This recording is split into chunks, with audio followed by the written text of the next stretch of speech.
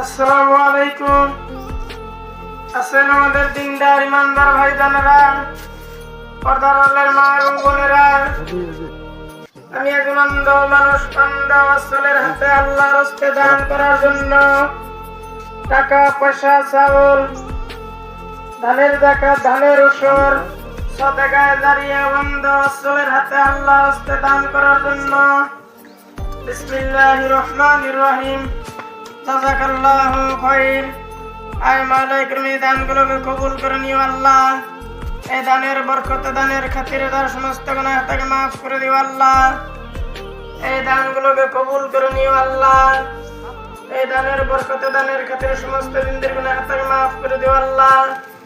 টাকা পয়সা, চাউল, ধানের যাকাত, ধানের ওসর, সদকায়ে জারিয়া বন্ধ ওসুলের হাতে আল্লাহর হস্তে দান করার জন্য